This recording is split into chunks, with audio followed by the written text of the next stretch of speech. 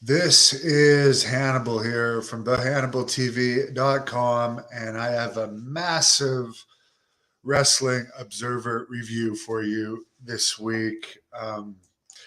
So much news going on with this WWE sale, the Royal Rumble coming up, stuff going on with AEW as well. So let's just jump right into the points I find interesting in Dave Meltzer's Wrestling Observer newsletter, not to mention MMA stuff. There's some wild stuff going on in MMA too. But Vince McMahon basically back as chairman of the board in WWE via unanimous vote after it had been voted back on December 27th unanimously not to have him chairman of the board. However, he replaced 3 of the board members that voted back when the board voted against him, and another 3 quit. Then, just a couple of days after Stephanie McMahon had assured everyone that the management team would stay in place, she quit the company. And it came out that there had been issues, I guess, with Stephanie and Vince, that basically Nick Khan was the one communicating in between those two due to whatever the issues were between them. There's also rumors floating around that around the time Triple H had his heart incident, Stephanie may have found out that there was, according to the rumor and innuendo, some infidelity going on, hence why the NXT was totally overhauled and a lot of Triple H's friends were released after that, many of which are back now.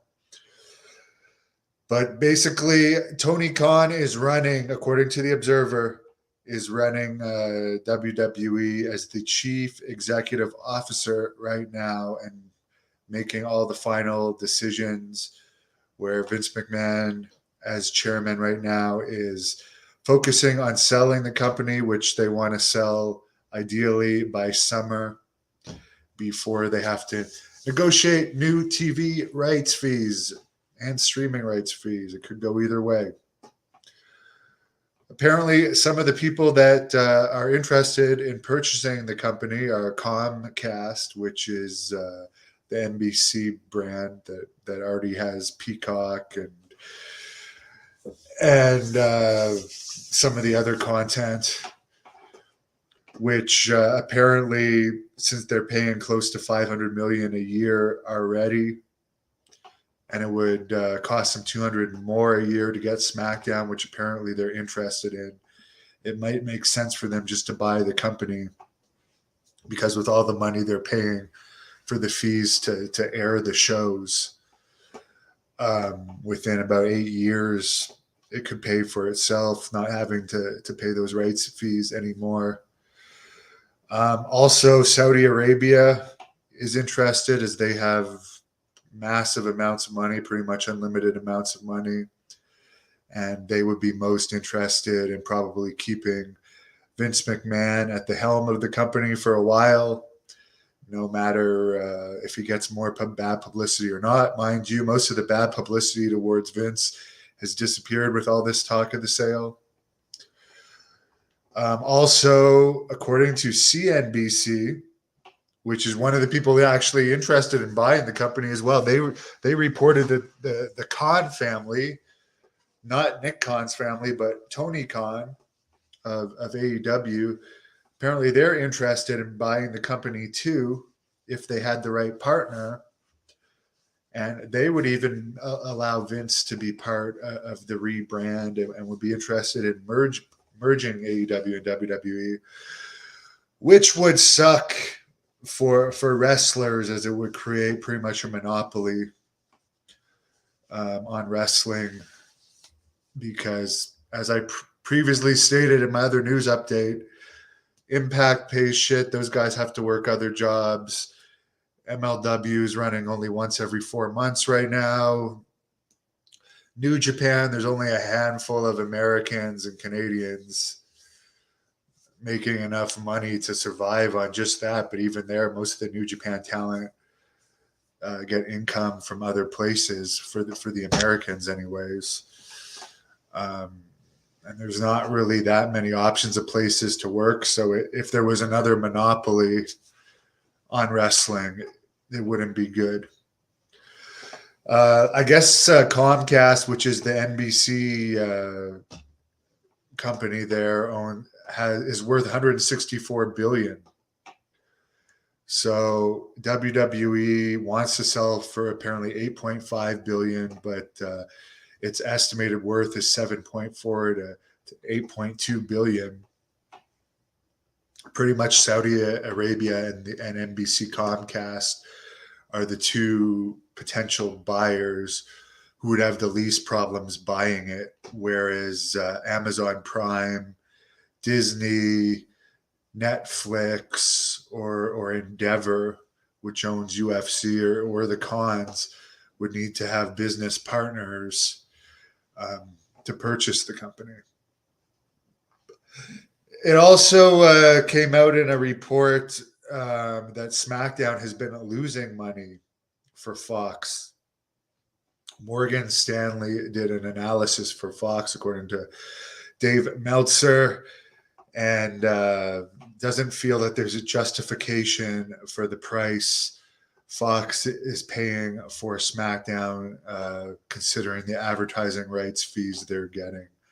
Apparently for 2020, 2001, that television season, Fox paid $196.7 million for the show and had $134 million in losses on the show. Then for 2021, 2022, Fox paid $208.5 million on the show and had $145 million in losses. So the conclusion of that is there just isn't enough wrestling fans watching the show anymore to justify that kind of expenditures, because it appears the losses are greater every year because advertisers just don't want to pay for those advertising fees to advertise on those shows, which is how these networks make their money. Despite all of this, even with no matches announced, WrestleMania for both nights has topped $17.3 million in gate. There's about 15,000 tickets for each night left to sell. So that's pretty good considering no matches are announced, but people want to see WrestleMania and it's in LA. There's rumors that The Rock is going to be wrestling Roman Reigns. Time will tell on that. Guess we'll find out. William Regal is back with WWE I guess pretty much for his last month. I mean, AEW just seemed to let him sit out with pay.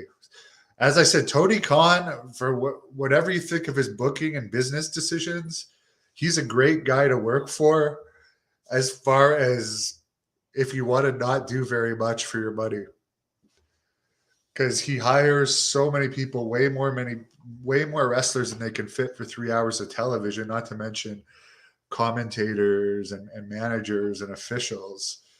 So you can get paid just to sit at home working for him. And that's great. I would love that.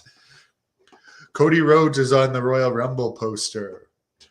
Ricochet, former boyfriend of Tessa Blanchard, has got engaged to ring announcer Samantha Johnson. PW Insiders reporting Edge and Beth Phoenix are both going to be on the Royal Rumble, as well as possibly Logan Paul, who Paul got himself into some hot water lately for talking negatively about religion, and then he had to apologize for it. And he claimed he got some bad karma out of it. But Logan Paul is definitely a good person for WWE to be using with his massive following, which most of the regular wrestlers on their roster just don't have. Becky Lynch was recording another episode of Young Rock this past week in Memphis. playing Cyndi Lauper. Announced they're going to do a 4-episode series on Nikki Bella getting married called Nikki Bella Says I Do. Apparently, Shane McMahon earned $828,000 to perform in the 2022 Royal Rumble, after which he was basically fired. It's funny, Shane McMahon is pretty much the black sheep of the family there. Carl Fredericks, who I trained with for a week there when I did the New Japan Dojo. Good guy, good talent. He's apparently signed with WWE and apparently started, according to PW Insider, on January the 10th. For any of you who watched NXT UK, which has been out of business for a while now, Jenny, female wrestler for that company, apparently has retired after not wrestling for a year. Dynamite did a 0.33 rating from LA this past week with 9,400 in attendance, which is very good for Dynamite, but let's keep in mind that many people felt Sasha Banks was going to be on that show, and she wasn't. Apparently, she, according to reports, she didn't want to commit to the 3+ year contract from AEW. And apparently her New Japan deal is just for a certain amount of appearances. So Sasha Banks could very well still end up in WWE. SmackDown did a 0.53 rating in front of 8,000 fans. NXT did a 0.15 rating. Raw did a 0.51 rating, their best rating in a while. That comes after the Vince McMahon news that he was back. So obviously that created a positive note in the rating. And AEW Rampage, it did 5,100 fans from Portland last week. I forgot to write down the rating, but I believe it was lower than NXT from what I recall. Young Rock did a 0.24 rating. Impact and New Japan Pro Wrestling both did not rate, so they got less than a 0.01 rating in the 18 to 49 demo. And Women of Wrestling, which doesn't get enough credit, did a 0.06 rating. We still hear about Impact, even though pretty much nobody's watching it. And I only ever hear negative stuff about Women of Wrestling when clearly there's more interest in Women of Wrestling than both New Japan and Impact, which didn't even get high enough for a 0.01 rating. In AEW news, D Magazine out of Dallas did an interview with Sting where he said he was going to probably retire when his contract expires, which according to Dave Meltzer here, would likely be in December. Punk was removed from the cover of AEW's upcoming Fight Forever video game, which Meltzer brings up that that might not be the best idea, which I agree with, considering he's in the video game and he's one of the recognizable faces of AEW, and they're paying him $3 million a year to sit at home. You may as well put someone's face on the cover that's going to make you money, but I guess the heat there with Punk is too much to want him on the game cover. I guess MJF showed a plaque from Pro Wrestling Illustrated saying his feud of the year with Punk was their feud of the year. I don't even know if they have a magazine anymore. But he put a piece of tape over the name of Punk, and then Punk responded to that saying, quote, "Maybe find some tape for the ratings so nobody sees those either," end quote. So Punk making fun of AEW's ratings there. And here's another example of Tony Khan being a great boss. FTR has said that they've been granted basically until the time that their contract expires in April off. So they get to sit at home and get paid for the next 4 months. Paige, aka Saraya, did an interview with Metro in the UK that this is apparently she got an offer from Triple H to be a general manager or a performer before she signed with AEW. Meltzer says this was probably after she started negotiating with AEW. However, I personally don't see that as a big loss to WWE. I think the whole general manager thing has played itself out. It's so old. I liked it better when there was a president and you only rarely saw the president. And Paige is a great recognizable face for AEW. I agree with her getting signed there, but I mean, WWE and Paige is just it's so stale. I could understand maybe he wanted to sign her just to keep a recognizable face away from AEW, but I think the whole general manager thing has played out, and they have so much better female talent.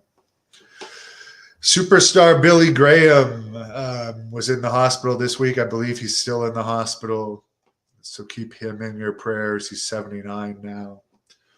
Tessa Blanchard and Daga have announced that they are separated and getting a divorce. They were married in August 2020. Meltzer brings up that Tessa could have been one of the greatest women wrestlers of all time, but politics have kept her out of the ring. Even in places like Japan or Mexico, where politics don't matter as much as far as the same kind of heat you'll get in the U.S., it's not going to affect you in those places. Tully Blanchard did an interview with John Paz that I posted on this channel this week, since Paz is one of the guys that freelances some of his interviews to the Hannibal TV. And Tully Blanchard said that he's been gone from AEW for a while, and Tessa's back in school, which Magnum TA had also said in a recent interview that aired on this channel. Johnny Powerlock Powers, who was part owner and top wrestler in Buffalo and Cleveland for a long time, and part of Japanese wrestling history for his feud with Antonio Inoki, passed away December 30th at 79. As I said, when I first reported his passing back in 2007, after I had a crowd of over 4,000 here in Ottawa for Great North Wrestling's debut event, he did contact me. He reached out to me through Abdullah the Butcher, actually, who he was friends with, who he had used Abdullah in that territory when he was booking. And he invited me to his house. At the time, he was trying to get into MMA promotion, but that never really went anywhere with him. And strangely enough, he was talking to me about trying to get like an Ontario territory going, which wouldn't have worked in that day and age. But I spent the day with him. His wife cooked us a nice dinner. And this was before I really knew anything about him. He was basically telling me about himself. And yeah, obviously nothing came out of that, but I do remember that day fondly, hanging out with him. I remember he lived about 3.5, 4 hours from me, and I drove there and back in a day, and it was worth the trip. Too bad I never did an interview with him, but I wasn't doing interviews with him back then. K Monito, who I might be pronouncing that wrong, is a tiny little person mascot that wore a blue monkey suit and is the mascot of CMLL in Mexico. He's 55 now and is talking retirement. Triple H's Marvel Comics Lucha Libre TV show will debut January 18th on Disney Plus, but only in Latin America. Mike Bailey, former Great North Wrestling star, who there's a couple of matches with on the Hannibal TV, including one against Jeremy Prophet, is now based in California and won the Battle of LA before 600 fans last weekend. I think AEW sent Chris Jericho to that show. He had a match, and there was a lot of other AEW stars on that show. Jesus Tora Lopez, who wrestled as Black Warrior in Mexico, passed away January 10th at the age of 54. Apparently, Jay White from New Japan Pro Wrestling, his contract's coming up, and AEW and WWE are interested in him. I haven't seen much of him, but he's a typical AEW looking wrestler. I can definitely see him going to one of those two companies, just because they can offer way more money than New Japan. And apparently he lives in Orlando. In MMA news, and there will be a bit more wrestling news at the end of this, Dana White appeared at a UFC press conference this week ahead of their show going on tonight in Las Vegas. It surprised some people. He had no excuse for what he did other than saying his punishment will be he's going to be remembered for that for a while now. But it seems like, honestly, it's already out of the news. And there's going to be no repercussions of Endeavor and UFC. And for anyone that didn't know about what happened, his wife slapped him at a bar in Mexico. He slapped the wife back, and somebody caught it on tape. And this caused his slap fighting thing to be delayed a week, which apparently it's still his TBS slap fighting show that by the way, they're posting stuff on it on the UFC's YouTube channel. It's still gonna debut next week. Dana White is on the UFC channel's ads for it, but apparently on the TBS ads for it, they replaced his voice, and he's not in the ads. And basically, this is a thing where people slap each other in the face. I don't see a bright future in it, because it's like a sideshow act. It's like, holy shit, people are dumb enough to do this, to take blows to the head. Like, to me, it's just so stupid. Anyone that would just take an unprotected slap to the head, and it shows you what humanity is coming to if this is the best thing we can figure out for entertainment. But anyways, it's starting next week, so it seems like Dana White's going to be still behind it, but maybe not on camera, and I guess we'll find out. Phil Baroni, who did an interview with the King of Connecticut and Jack Kilby on this channel about a month or so ago, because I guess him and the King of Connecticut knew each other, and King of Connecticut was his agent for a while. But he's been charged with aggravated female homicide in the death of his girlfriend in Mexico, January 1st. This is according to the Wrestling Observer. The prosecutor's office in the state of Nayarit in Mexico said Baroni verbally, then physically assaulted the woman, causing at least 37 injuries, which resulted in her death. He's expected to be in prison in Tepic, Mexico, until trial begins within the next 6 months.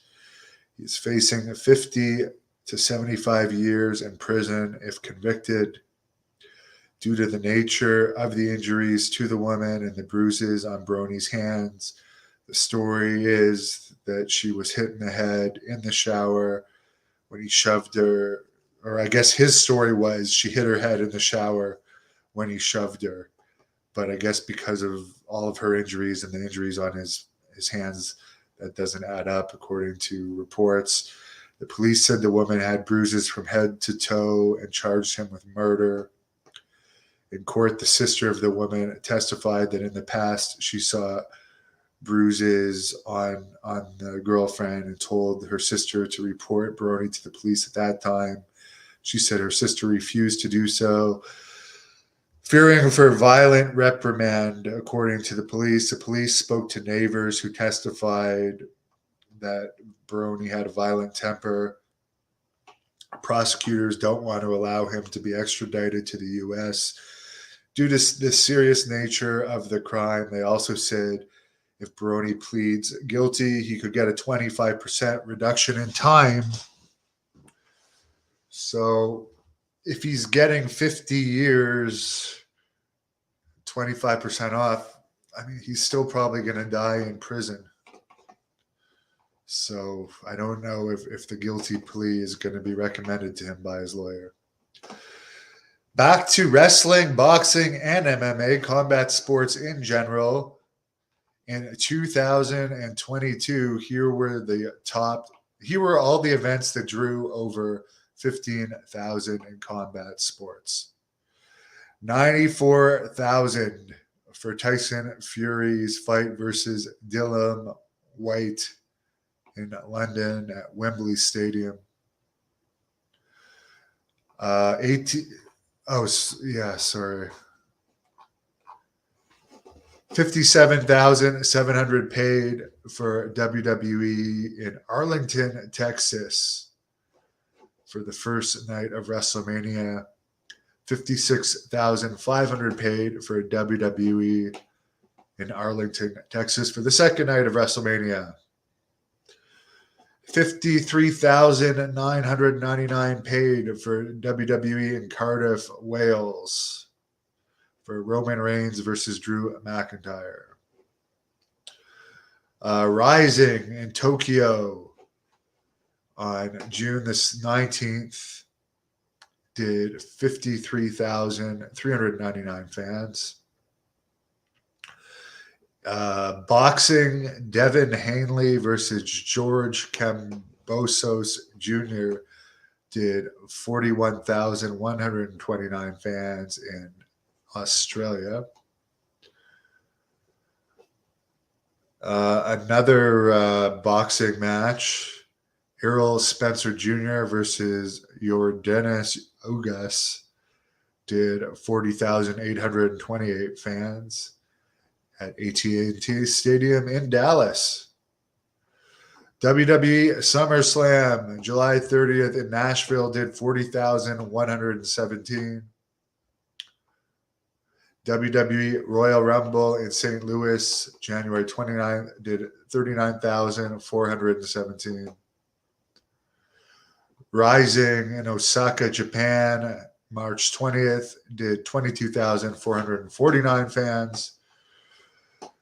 UFC November 12th at Madison Square Garden did 20,845 fans. Funny that WWE will call Madison Square Garden a sellout around 12,000 when UFC gets almost 21,000 in there. UFC Las Vegas T-Mobile Arena, July 2nd, 19,649 fans. Matchroom Boxing, September 17th at the T-Mobile Arena, 19,519 fans. UFC Dallas, July 30th, did 19,442 fans. UFC Las Vegas, March 5th, 19,429 fans. Matchroom Boxing, Madison Square Garden, April 30th, 19,187 fans. UFC in Las Vegas, again, kicking ass, September 10th, 19,125 fans. AAA Wrestling in Tijuana, June 18th, 16,732 fans. AEW in Chicago at the United Center, June the 26th, 16,529 fans. Boxing at Madison Square Garden, April 30th, 16,237 fans. CMLL Mexico, September 16th, 16,000 fans. AEW LA, June the 1st. They did better than they did this week in LA, 15,471 fans. UFC in Paris, September the 3rd, 15,405 fans. And that one featured Cyril Gane, who wants to fight Francis Ngannou. Cyril is from France. And he actually fought local MMA in Quebec before going to UFC. And finally, the last 15,000 plus crowd in combat sports for last year was KSW in Poland on December 17th, 15,000 fans. With Mariusz Pudzianowski, which I'm pronouncing wrong, the strongman guy on the card. And I have seen the fights from this company, and I'm not sure how strict the testing is in that company, because there's a lot of really jacked-looking fighters. And for crowds of more than 15,000 in 2022, WWE had 5 total, AEW 2, CMLL 2, CMLL 1, AAA 1, UFC 16, Rising 2, and 7 for boxing. So UFC is the hottest ticket in combat sports for 2022. They don't have the next Conor McGregor yet, but still does really good crowds overall. Tom, there's no word on who Vince is selling to yet. As I talked about in this, there's a lot of potential buyers. And the negotiations, I'm sure, are going to go on for a while. Jason, I've been doing wonderful. Andrew, who will end up buying the WWE? I would honestly guess if I was a betting man, I would say Saudi Arabia would be number 1. And I definitely think NBC would be interested. And Tony Khan would be interested too, but I don't think Vince McMahon would want to be owned by the AEW owner, and he has pretty much final say on the sale. I do not think the Saudi Arabian government would get rid of the women division, because they're already having women's matches in Saudi Arabia, and I don't think they would be looking to get heat. I don't think they would implement the same rules for Saudi Arabia for shows in the US. But pretty much, like, if you look at the shows that they do in Saudi Arabia now, they don't get any heat for them anymore. And the only 2 wrestlers that couldn't go there are Sami Zayn and MVP. And apparently Kevin Owens doesn't want to wrestle there. So honestly, I don't think any of the wrestlers, other than less than a handful, would have issues with them taking over the company. Will it go back to territories? No. There's just not enough interest in wrestling to go back in territories, and there's not enough. Even WWE has a lot of amateur performers, so you can't build territories on amateur performers. The talent's just not out there, and the interest is not out there to go back to territories. He'd rather Tony Khan buy WWE and there only be one company than Saudi Arabia owning it. I would like to see it get shaken up, because the product's such crap now. I'd like to see someone buy it, not Tony Khan, because AEW was supposed to be going back to classic wrestling, and they ended up being more smart markish than WWE. But and I don't have anything against Tony Khan. I just don't want to see a monopoly on the business again. It's better with competition. Yeah, as Andrew said, one person owning everything and no competition, that would suck. Michael says Rock versus Roman could be good. Flair is supposed to be on the Raw 30th anniversary show. Dogface Pony Soldier is sick of Roman Reigns. A lot of people are. Tom, no, like they usually get a 0.01 rating for Impact, but apparently they didn't even get a rating in the 18 to 49 this week. That's how few people watched it. No, Shane McMahon is not back. Tom, Sting has passed his prime, but he's doing well in AEW. CM Punk's punishment is to sit at home and get paid the same as if he was wrestling. So I would take he wasn't wrestling for years and he wasn't getting a wrestling paycheck. So I think it's pretty good to make his $3 million a year and sit at home. And he still gets merchandise money probably as well.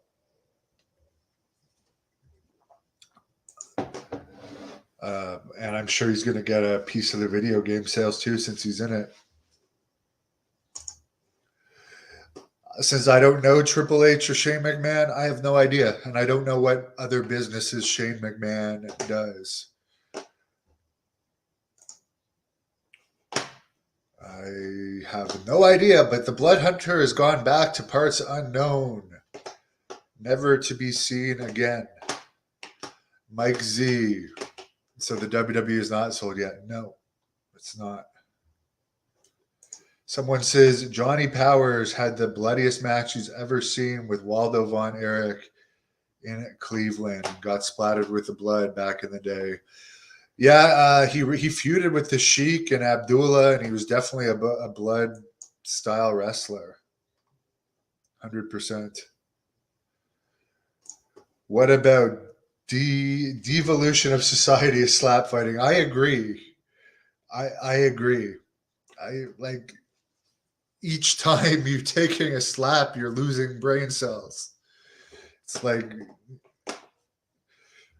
it's just dumb, and I don't think it's something that should be promoted, and kids should like grow up because it's just the way kids are. They're gonna want to do slap fighting, and then when kids start doing it in school and they try and get suspend them. Oh, we're just doing slap fighting.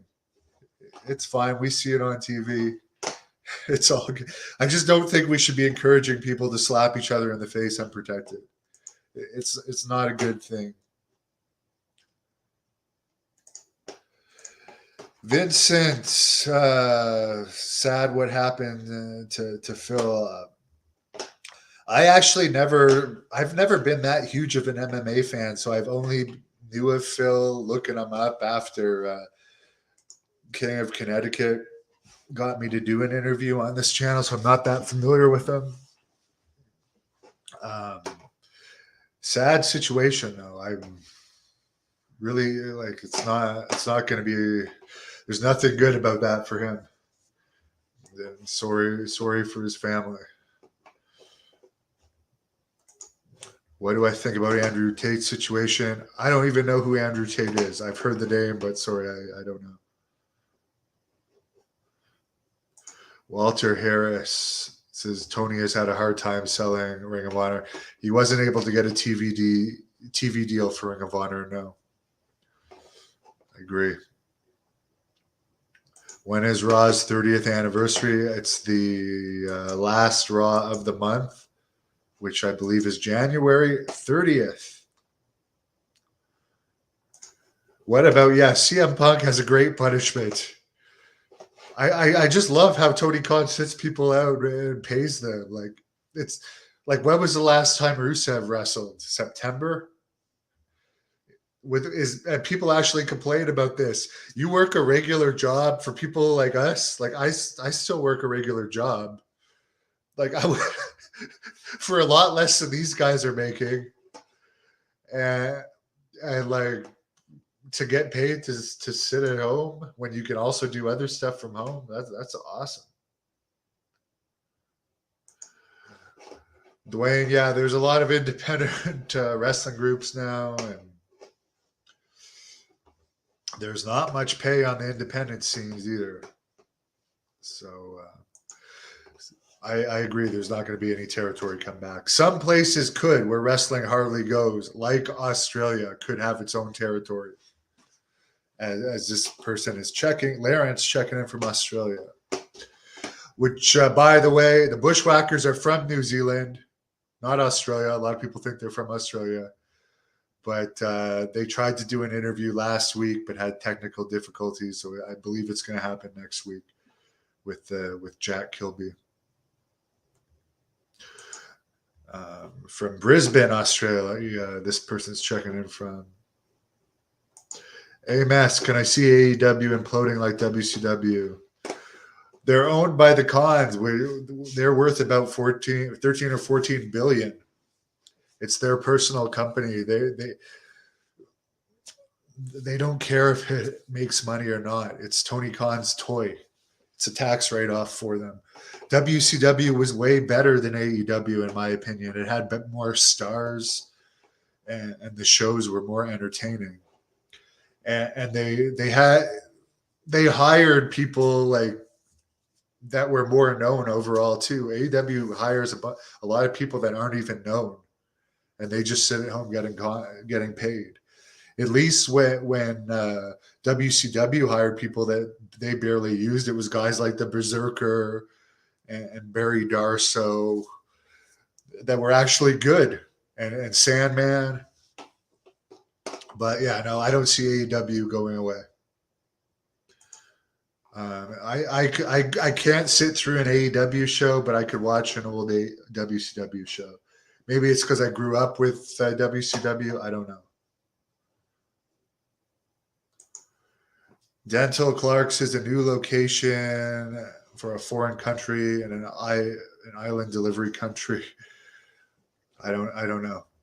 I'm not sure what you mean there, but I don't think if WWE sells to Saudi Arabia that it's moving to Saudi Arabia. I think that they'll still have their office in the U.S. They just moved into a new office building. It'll just have Saudi Arabia owners, just like many companies. Like apparently, Saudi Arabia owns Uber and have their hands in a lot of different U.S. companies. Nothing much will be that obvious for a change. Vincent, like WCW Saturday night. Yes, I agree.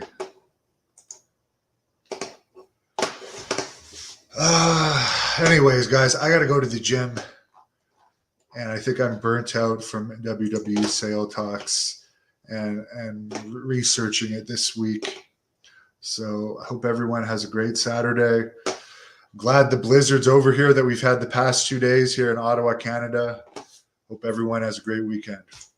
And please like this video. I would really appreciate it. Help me get to 350 subscribers. I'm this close. Thank you for watching the Hannibal TV. Please like this video if you enjoyed it and click the subscribe button to not miss any of our latest shoot interviews